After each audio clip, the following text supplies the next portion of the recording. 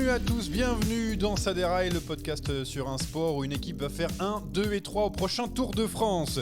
Vous avez compris, on va parler de ce qui s'est passé au Tour de Suisse avec le doublé UAE, mais pas seulement, parce qu'il y aura aussi un petit peu de Giro Next Gen.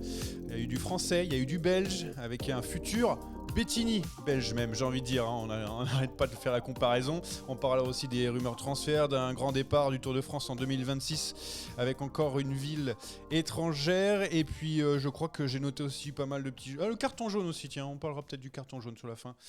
Pour ceux, si vous le voulez bien, messieurs, puisque j'ai avec moi celui qui a les yeux rivés, non pas sur nous, mais sur Géorgie-Turquie. Nous sommes à l'Euro et Jérémy, quand même là, il a décidé de faire les deux en même temps. Salut Jérémy. Effectivement, Turquie, Géorgie qui pour l'instant ont décidé d'imiter la Belgique, les deux sont à 0. Voilà, je voulais faire une transition toute trouvée avec notre ami belge, bien sûr, James, qui est avec nous après la défaite face à la Slovaquie. Mais c'est pas grave, tu as gagné le Giro Next Gen, tu peux pas tout avoir non plus. Bah non, voilà, c'est toujours la même chose avec les Belges, hein. On est bon dans un sport, mais ça reste que dans un seul sport, le vélo, quoi. Oh, vous n'avez pas un autre sport vous êtes non Le les hockey, fléchettes. le hockey, on est très fort. Ah, le hockey sur gazon. Non. Oui. Ah. Très fort à la flèche. Alors, Jérémy, sans tes écouteurs, on t'entend pas très bien sur. Ouais, à c'est pas chaque fois. génial, C'est ouais. pas génial. Alors, t'as le temps de trouver les écouteurs en attendant, comme ça, je vais poser les questions à James, sinon. Je suis désolé, il faudra faire avec. Aïe, aïe, aïe, aïe. Bon, on passe à la première partie, c'est le tempo avec donc le Tour de Suisse, un petit débrief très rapidement. T'as fait une bonne sortie aujourd'hui, hein. Papa va rentrer puis il va aller faire du tempo maintenant, hein. Donc UAE a survolé le Tour de Suisse avec la victoire d'Adam Yates, hein. Vous l'avez vu devant Joao Almeida, les deux coureurs qui se sont baladés, à grands coups de doublé sur la moitié des étapes. Deux coureurs, je vous le rappelle, qui seront sur le prochain Tour de France, non pas en qualité de leader, non, mais à l'appui de Tadej Pogacar. On va prendre celui qui est le plus audible pour une fois, hein. C'est assez rare dans ce podcast, James. Vu le niveau affiché, est-ce que tu as peur qu'UAE écrase tout simplement le Tour de France? La question directe d'entrée, comme ça on perd pas de temps. Oui. Bah oui. Alors c'est très rapide, Il d'habitude faut, tu il fais faut, 5 minutes. bah, il faut étayer ou pas, mais Bien sûr, prends le temps bon. d'étayer, on a le temps aujourd'hui. Vas-y. Oui, pourquoi Ben non, mais tout simplement, il n'y a pas besoin d'ajouter grand-chose. On a vu ce qui s'est passé au Tour de Suisse.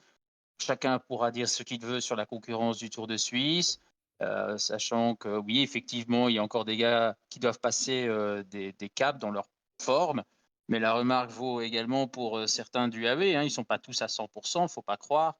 Il faut arrêter de se raccrocher à cet espoir illusoire que les autres sont qu'à 70%, tandis qu'UAV est déjà à 100%.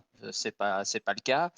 Voilà, oui, il y a de quoi être inquiet pour le Tour de France, sachant que au Tour de Suisse, il n'y avait ni Poggi, il n'y avait pas d'Ayuso, et on va encore ajouter ces deux-là, plus il y a encore qui? Il y a Sivakov Il y et a je connais pas les Wellens, Polit. Wellens et Polite. Il y a encore Soler peut-être encore dans le Ouais, tas. je crois qu'il y a. Ouais.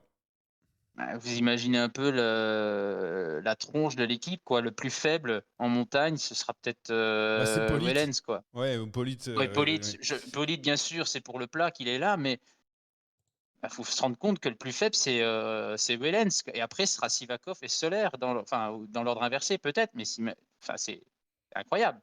Bon, je vais donner la parole maintenant à Jérémy. Est-ce que toi tu es inquiet? Est-ce que tu es apeuré par les prestations déjà du AE et dire bon, le Tour de France, il va encore une fois être à sens unique? Moi, c'est pas le Tour de Suisse qui m'inquiète, c'est le Giro. C'est que tu as vu que Pogacar était largement capable d'exploser tout le monde sans trop forcer. Et à partir du moment où il y a une inconnue sur la condition de Vingegaard, bah ouais, c'est inquiétant parce que Pogacar peut potentiellement se balader du début jusqu'à la fin. Et ça, sans attendre la composition de son équipe, qui a quand même des allures de tueuse. Donc le Tour de Suisse n'a fait que confirmer ce qu'on savait déjà tous. Mais est-ce que, alors à ce moment-là, parce qu'on voit toutes les prestations et tout, est-ce qu'on peut pas aussi avoir peur, Jérémy, je te laisse la parole, d'avoir voilà, une domination comme on a vu sur le Tour de Suisse, je sais pas, de pouvoir choisir qui gagne, parce qu'en plus, tu as les Pogacar, il a le temps de se reposer, mais en plus, ça se trouve, avec les équipiers autour qui auront juste à l'amener, il n'aura même pas besoin de trop forcer lui aussi. Bon, on force toujours sur le Tour de France, mais on pourra même choisir un peu d'avoir plus de stratégie, dans t'en doute ça. Il a perdu les 2 derniers tours quand même, hein, faut pas l'oublier. Donc on n'est pas là à se dire oui, qui on va mettre sur la deuxième marche, qui on va mettre sur la troisième. Non, l'objectif, c'est d'interrompre la domination de Vingegaard pour enfin retrouver les sommets. Donc on va jouer autour de Pogacar. Alors après, si en dernière semaine, tu retrouves des équipiers bien placés, comme ça a été le cas l'année dernière avec Adam Yates, à ce moment-là, tu pourras peut-être y réfléchir. Mais au départ, je ne pense pas que ce soit la stratégie. Tout ce beau monde a été convoqué autour pour contrer de base l'effectif de Visma Leasebike qui domine depuis 2 ans. Encore que l'année dernière, c'était déjà un petit peu moins le cas qu'il y a 2 saisons. Maintenant, je trouve que réfléchir comme ça, c'est manquer de respect à tous les autres outsiders. Je pense Oui. à la Bora de Roglic, la Bora de Vlasov. Une équipe Hindley. qui va être quand même drivée aussi par un ancien vainqueur du Giro, Jay Hindley, donc tu as quand même des mecs qui sont capables de performer. Et puis je vais donner la parole à James, même s'il n'est pas à 100%, t'as Remco. Moi, Remco, j'ai pas envie de le considérer comme un sous-fifre, comme un mec qui va faire derrière 4 ou 5 UAE. Moi, j'ai quand même l'espoir d'un Remco qui bataille un minimum pour le podium.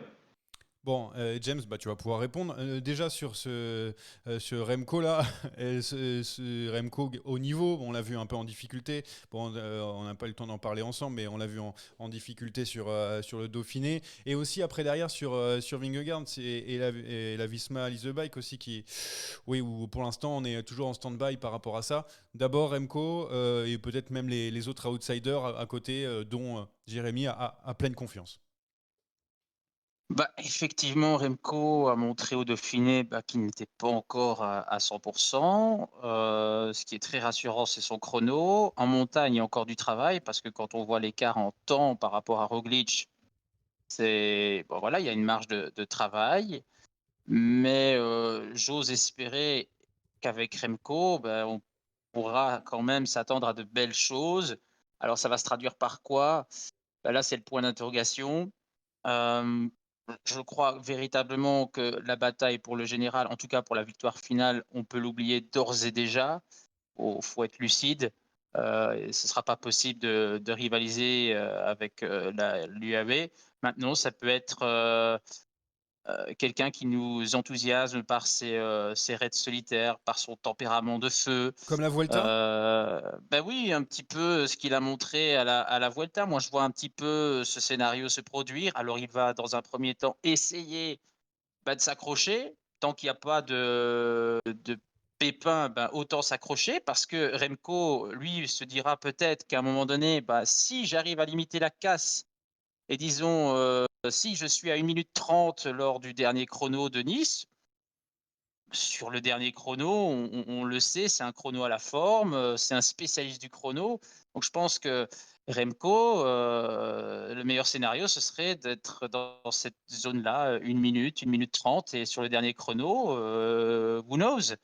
Maintenant, j'y crois pas trop. Je pense que dans le tas, il y aura une petite, une petite défaite synonyme d'élimination pour la victoire, genre 5-6 minutes de perdu. Oui, sur une étape comme il a l'habitude de faire, Ouais. malheureusement, c'est Ouais, je pense qu'il y aura une étape où il va passer à côté et ça va aller compromettre ses chances. Et pour la concurrence, il faut espérer que le trio de la Bora soit vraiment à 100%, pas juste au niveau, mais à 110%.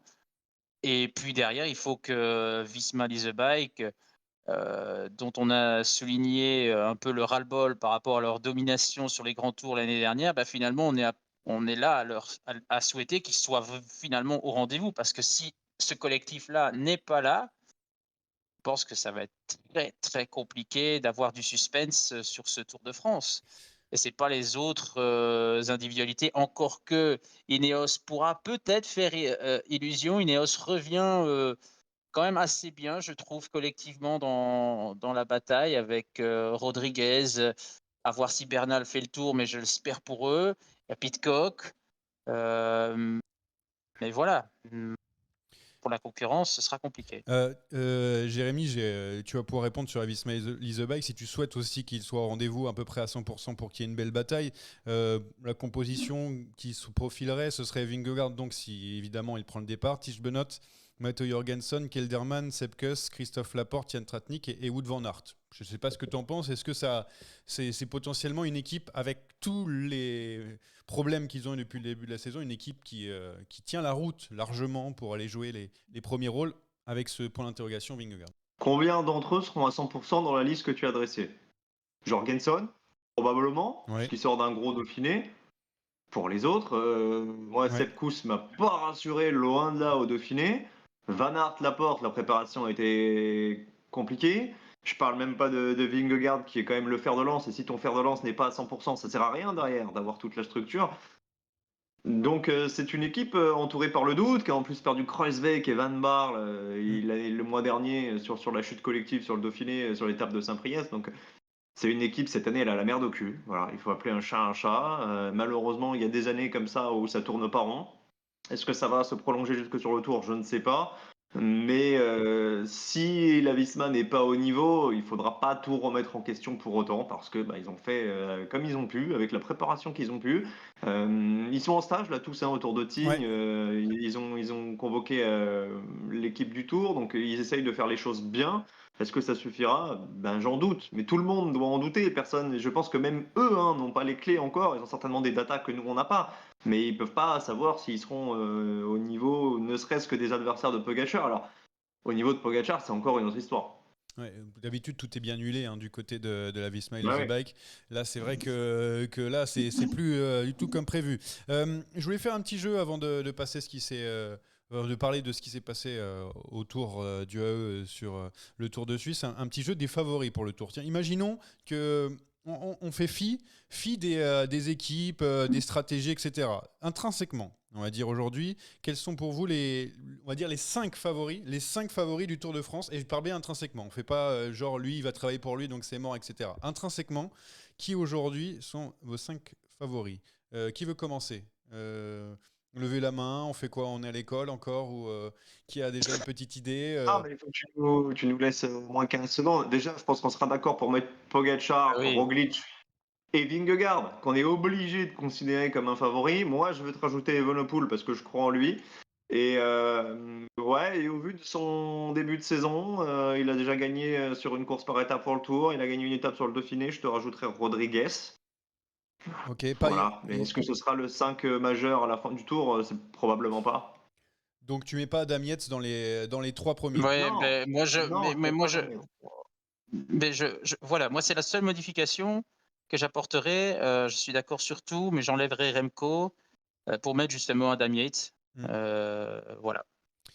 D'ailleurs, je vous donne les codes. Tiens, au passage, je crois que c'est toi, James, qui les a mis. Je sais même plus. J'ai récupéré quelque part un petit peu de ce qu'il y a. Donc Pogacar largement favori. Ça, c'est beau quand même pour un vainqueur sortant du Tour d'Italie. Je crois que c'est pas arrivé depuis très longtemps.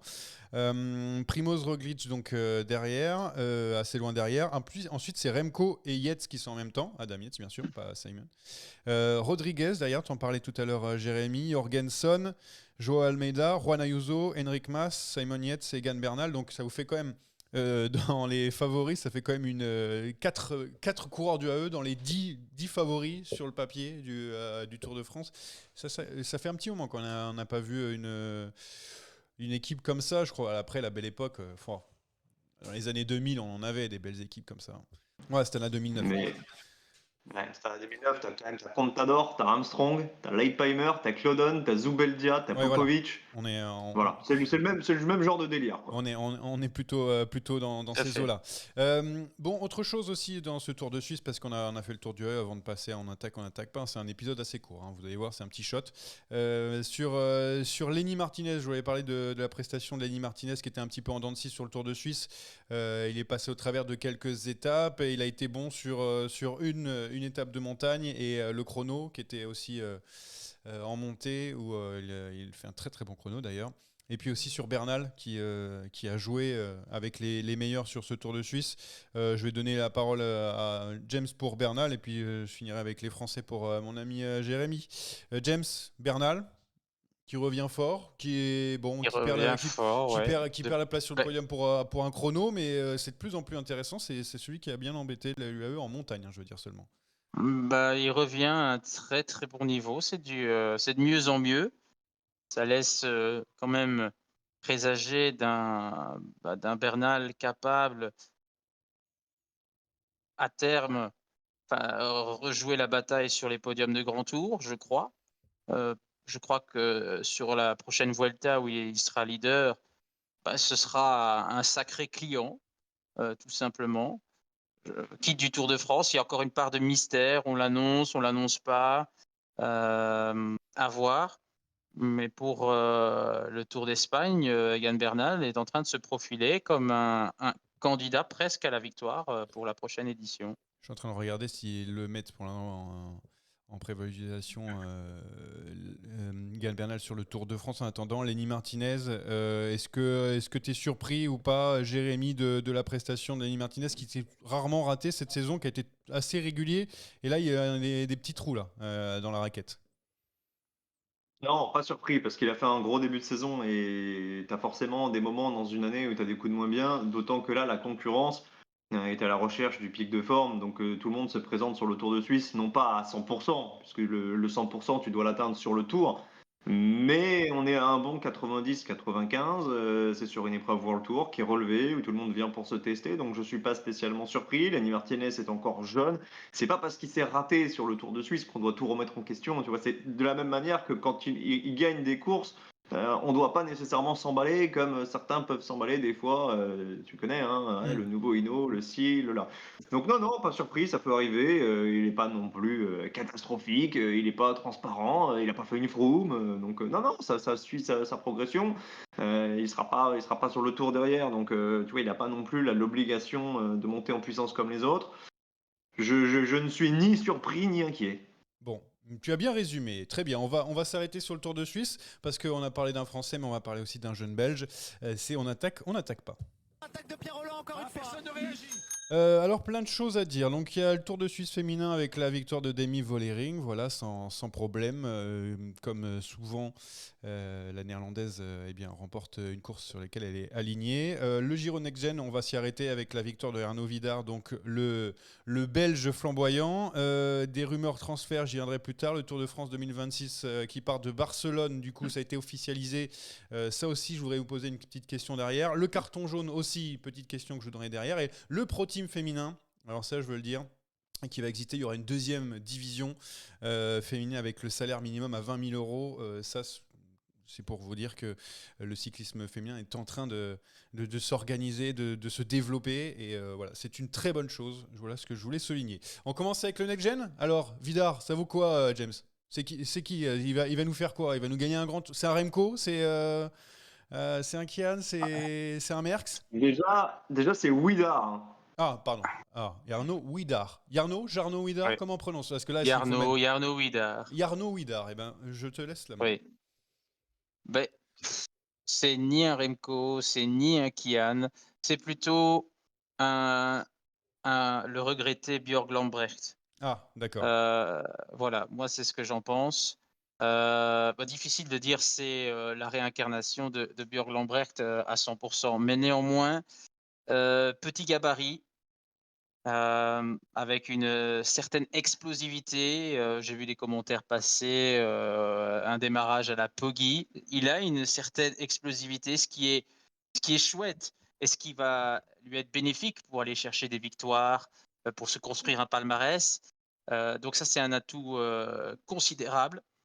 Mais je crois qu'on est vraiment en présence, et je n'exagère pas, vraiment d'un grand talent. Mhm. Alors, pourquoi je dis ça ? Parce que ce garçon n'en est pas à son coup d'essai. Alors évidemment, il était attendu sur un terrain comme la montagne. Il est taillé pour ce type de profil. Mais auparavant, chez les juniors, il avait eu la bonne idée, j'ai envie de dire, de briller sur des courses où on l'attend pas forcément avec son gabarit. Il a quand même gagné le Tour des Flandres junior. Vous l'imaginez un peu gagner un Tour des Flandres junior, une autre course, une course généralement voilà, pour des gros sprinteurs, etc. Il est parti en costaud. Donc, en plus de ça, il brille sur des terrains où il n'a pas l'habitude, enfin, où on ne l'attend pas vraiment. Et c'est ce qui, pour moi, fait que ça va être un tout bon. J'avais fait sa connaissance 2 ans Il est en train de nous sur un faire Gant un livre. Wevelgem junior. Et le gamin m'avait tout de suite fait une impression d'avoir un sacré tempérament. À l'époque, il n'avait pas été repris en équipe nationale. et il était vexé comme un gros cochon. Et donc il avait été aligné avec la sélection wallonne. Et je crois que de mémoire, il avait terminé meilleur belge, histoire de montrer au sélectionneur Carlo Bomans à l'époque que bah, il avait eu tort de ne pas le sélectionner. Donc il a déjà aussi, si vous voulez, dans le comportement, une fierté, de l'orgueil, qui est la marque aussi des tout grands. Et C'est d'ailleurs, pas force. je suis en train Oui. de regarder quelque chose. Il est sous contrat, donc il est avec la Lotto Destiny pour l'instant dans le développement de team. Est-ce qu'ils veulent pas le récupérer dès 2025 parce qu'il est encore considéré dans l'équipe de développement en 2025? Parce que là, clairement, on a l'impression. Oui, oui, bah, alors de ce que je sais, le plan c'est qu'en 2026, il passe chez Lotto, hein, chez la maison mère. Le plan c'était 2026.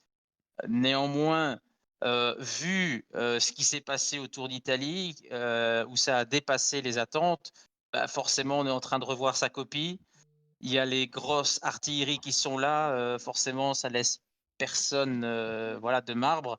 Donc du coup, l'auto, moi je crois que la suite logique, ce sera de le faire passer pro dès 2025, car tu n'as quasiment pas le choix, sinon tu vas te le faire prendre, car le marché des transferts est très agressif, c'est la course au talent, le jeunisme, et donc là, forcément, le vainqueur du Tour d'Italie Espoir, qui est le deuxième, enfin aussi jeune après Juan Ayuso à le remporter, là forcément tout le monde a Jarno Vida sur les tablettes. Donc l'auto n'a quasiment plus le choix de le faire passer chez les pros l'année prochaine. Alors peut-être qu'en faisant un programme adapté avec peut-être encore le Tour de l'avenir et quelques épreuves espoirs pour pas non plus le cramer, parce que c'est toujours le piège de ses talents. Mais donc, pour répondre à la première question, Ah, ben, je pense que c'est un garçon qui voilà, a toutes les caractéristiques d'un Björn Lambrecht, euh, qui peut se débrouiller vraiment sur pas mal de courses. Et je crois qu'en termes de potentiel, c'est supérieur à Kian, ah, mais en dessous de Remco. Voilà, si on doit faire une échelle, merci. on parle de potentiel brut. Voilà, je ne sais pas ce que ça va donner au niveau de la carrière, hein, parce que faut voir. Mais je crois qu'en termes de talent, il est au-dessus. Ok. Il y a eu aussi des belles performances des Français. Hein, Léo Bizio, troisième de ce gêner. Le troisième, rien du tout. Léo Bizio, troisième de la dernière étape. Quatrième, Mathis Rondel, pardon. Et sixième, Léo Bizio.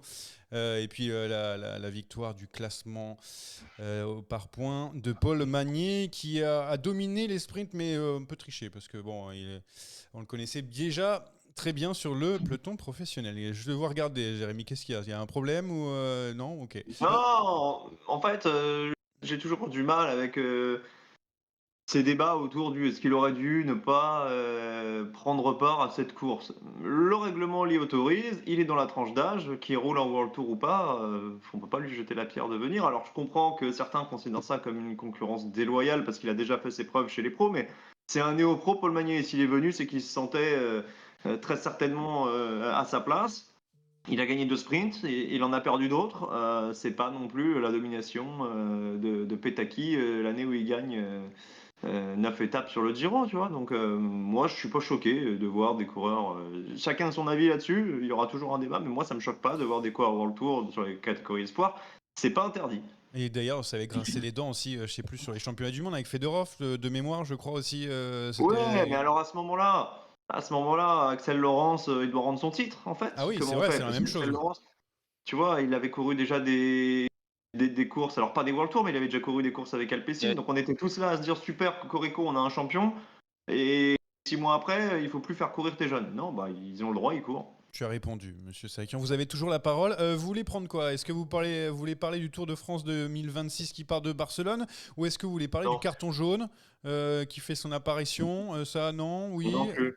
Il y a autre chose que. Non, Bah, je vais, il va faire un je vais revenir débriefing de Turquie-Géorgie. Ah, Attention. ouais, un partout. Il y a eu un but refusé pour la Turquie en plus. Non, merci beaucoup. plutôt sur le cyclisme féminin et cette bonne nouvelle de la création de la deuxième division. Alors, des pro teams qui marchent, il y en a. Hein. Il y en a. Il y a Cofidis avec Julie Bégaud, Anna Ludwig qui a beaucoup gagné, encore avec Josie Talbot là, sur le Tour des Pyrénées. La Laboral Kucha qui est plein régime.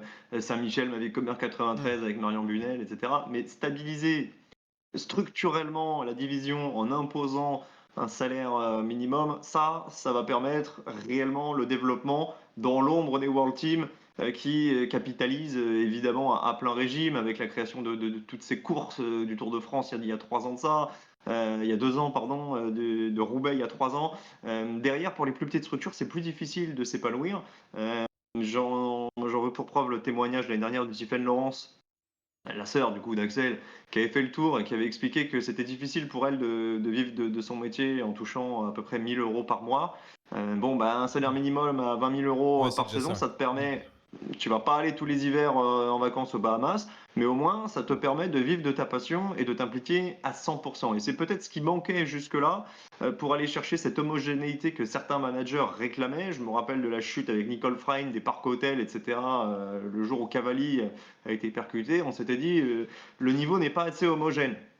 Pourquoi? Il fallait s'intéresser aussi aux racines du problème. Et là, je pense qu'on s'attaque de manière pertinente à ce problème à la source, et ça devrait permettre de fluidifier dans les années à venir le niveau du peloton.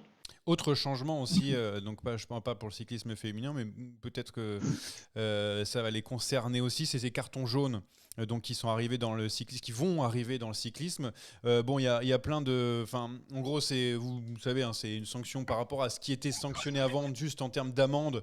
Voilà, maintenant il y aura plutôt un carton jaune, donc il y a plein de choses, enlever son casque en cours d'épreuve, le bidon collé un petit peu trop longtemps. Enfin, il y a pas mal de, je vous laisse aller voir. Hein, il y a pas mal de voilà, de choses qui peuvent être sanctionnées, mais ces choses qui sont déjà sanctionnées à la base, donc ça ne change rien. C'est juste que là, maintenant, ils mettent en place des cartons jaunes. Donc c'est très simple. On vous voit, vous prenez un carton jaune, vous prenez aussi une amende, etc. Au bout de 2 cartons jaunes, vous êtes donc disqualifié de la course et suspendu 7 jours, ça compte.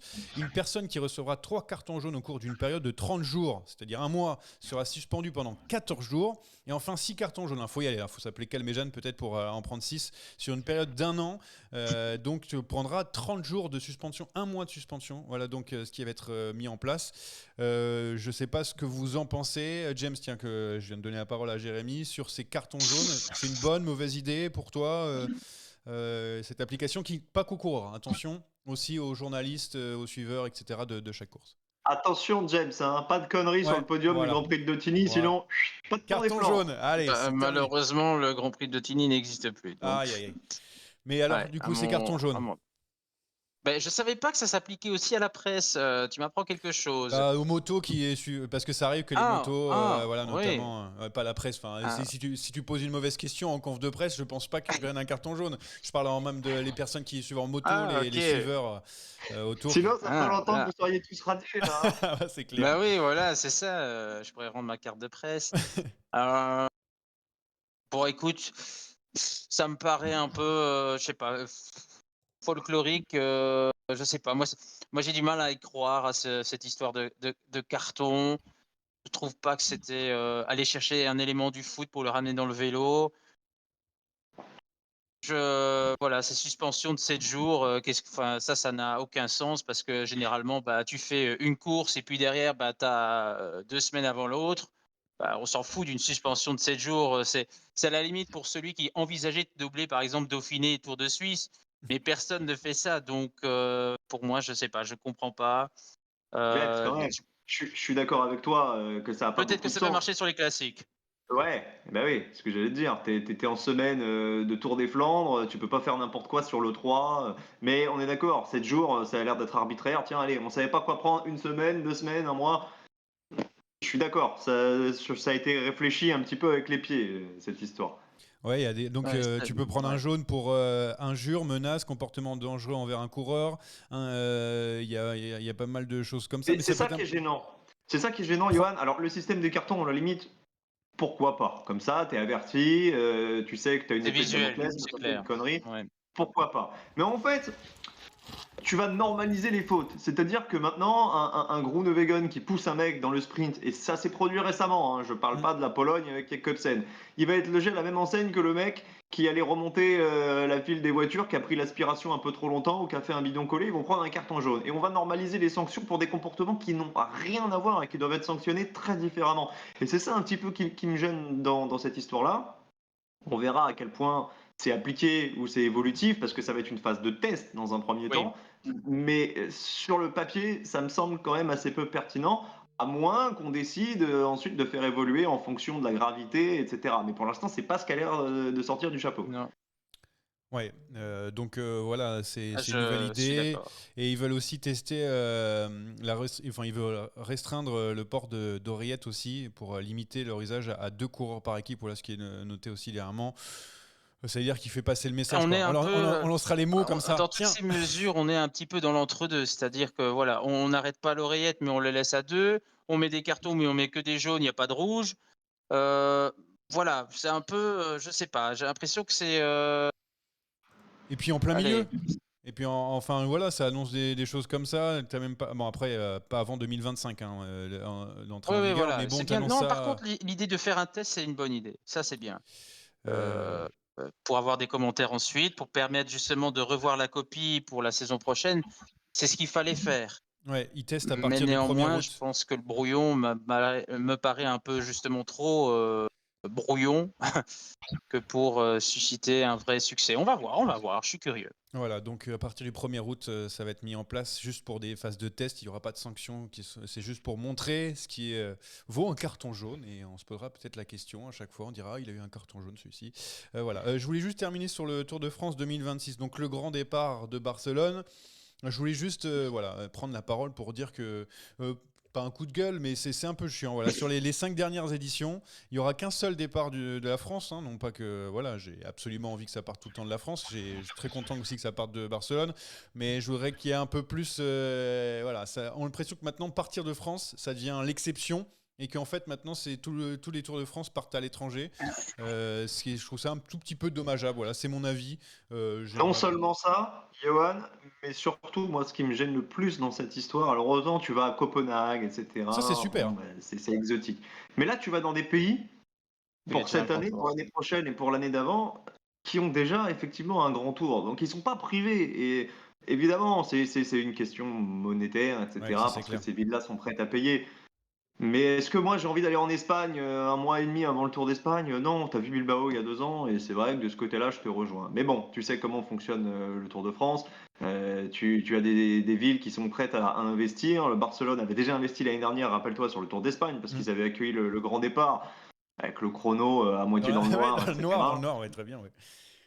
Tu peux pas empêcher des grandes métropoles comme ça, des grandes mégapoles d'investir, et c'est normal quelque part que tu te retrouves là-bas. Mais c'est vrai que moi, je suis un petit peu comme toi, de temps en temps revenir à un petit départ du Puy du Fou ou de Nîmes ou Oui. de n'importe où tu veux, ça a toujours son petit Pas charme. Interville non plus, hein. Ouais, mais c'est la Attends, ça, France. c'est des villes qui ont déjà accueilli le départ, hein, le Puy du Fou, il y avait la grande Mont-de-Marsan, Puy du célébration Fou. il y a deux ans. Ouais, vraiment, Ouais. c'est Interville Voilà. ici, hein. Tu vois, Et ils nous respectent pas. Tu veux qu'on parte nous de Wargame? non, Mais c'est bon. pourquoi pas? Ouais. Non, mais ça, pourquoi pas aussi. Mais il y en a marre de la France. C'est bien qu'on sort de la Oh France. là là Non, là je déconne. là. Non, je suis une mauvaise Non, bête. mais c'est juste parce que ça s'appelle Tour de France. Non, C'est tout. mais c'est marketing, mais c'est complètement ridicule de démarrer de Barcelone alors qu'il y a déjà une Vuelta. Ça prouve bien qu'ils sont pas contents de leurs propres produits. Tu as un Tour d'Espagne, voilà, c'est pas nécessaire. C'est pas qu'ils sont Enfin, pas contents, c'est que le Tour de France, ça te donne une toute autre résonance. Et oui, on oui, peut voilà. imaginer Ça prouve aussi encore que une pour fois que le Tour Barcelone, est encore largement supérieur aux deux autres, quoi. bien sûr, Barcelone, ils se sont peut-être dit, on fait une phase de test avec la Vuelta, on voit Bah, les répercussions, si ça marche bien, on met le paquet sur le Tour. Et c'est encore une fois complètement compréhensible. très beau test. Maintenant, c'est vrai qu'en tant que spectateur, et si on sort de cette matrice commerciale, bah, le Tour de France, t'as envie qu'il parte de chez toi. Ouais, un grand départ. Je sais pas, là, on me dit Toulouse, par exemple. Voilà, il y a plein de villes. Et surtout, en fait, ceux qui râlent le plus, c'est ceux qui sont dans le nord de la France, parce qu'évidemment, avec Ah bah ces oui. départs, donc Italie, et ensuite Barcelone, ça va pas aller dans le nord de la France. Mais bon, ils ont quand même Lille entre les deux Ah oui, qui va leur ah oui, il permettre y a de. Lille l'année prochaine. Oui, donc voilà. Mais tout le monde râle. De toute façon, tout le monde ne peut pas accueillir ne pas avoir le Tour de France chaque année, sinon ça serait trop beau. Ce qui serait beau aussi, c'est que Monsieur Sakian déballe son quiz. Non? Pourquoi pas? Allez, c'est Aïe, l'heure, aïe, c'est aïe. parti. On s'approche de la fin. Ce quiz est une dictature orchestrée par moi-même. Oh, j'ai pas compris la question, c'est. Alors, il y a Jackie du PMU, tiens, je le dis juste. Florence fait plus rêver que Florence. Voilà ce qu'on me dit dans le chat, je comprends pas trop. Peut-être que j'ai une. Bravo. C'est bien. Et on Bravo. dit Maubeuge, départ de Maubeuge ou la Creuse. Voilà. Ouais, super. Bon, ça a priori. Je valide ces idées, moi. Bon, très bien, en plein. Un Creuse. beau départ à Maubeuge. Non, franchement, j'adore. Oui, bah ça t'arrange, t'es pas très loin. Jérémy, c'est à toi. Ouais, bah écoute, ça va être très simple, ça va être un pif-paf. Chacun votre tour, vous allez pouvoir donner un nom. Le premier qui n'a plus de nom perd. Il faut me citer tous les buteurs belges à l'Euro cette année. Donc c'est. Il y a Ça Lukaku. Ça ne fait pas rire du tout. Hein. Attends, Très premier degré, j'ai but- l'impression sur la But Belgique. refusé ou pas? Oh, de toute façon, on est nul, Bah oui, c'est Ouais, ça. On compte les buts refusés. si tu veux. Ah, bah alors c'est Non, bon.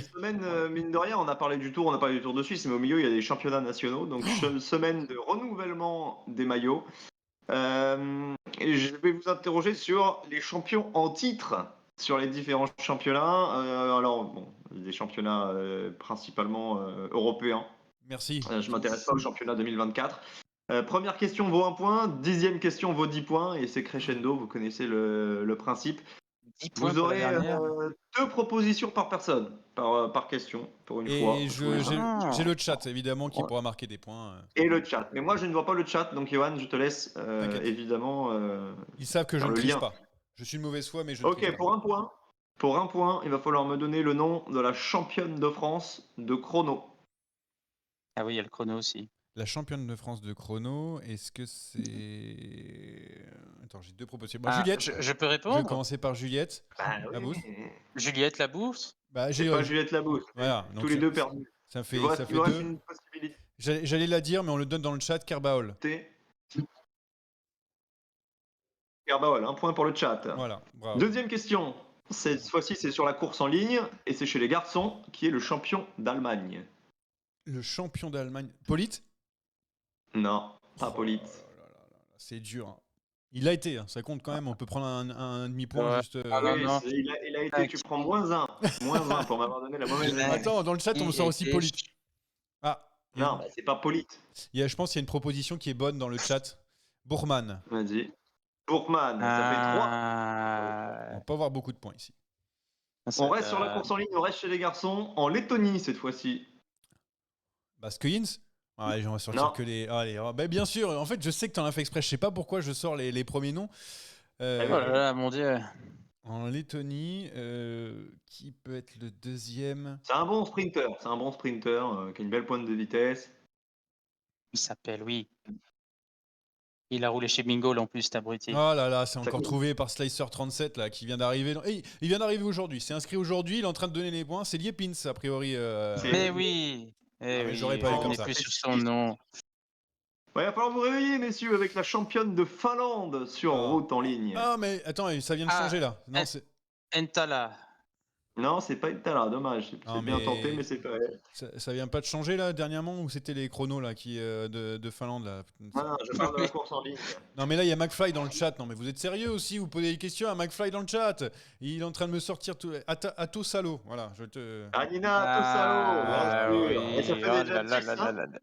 Il va falloir vous réveiller. Il va falloir Moi- vous moi, réveiller. je on va Johan, il rester faut en faire une premier alliance, là. Oui bah on n'a pas le choix. La face à eux, on est battu. C'est-à-dire que même si vous vous alliez, 0 + 0, ça fait pas beaucoup de points. Hein. Ça fait toujours autant de buts que la Belgique.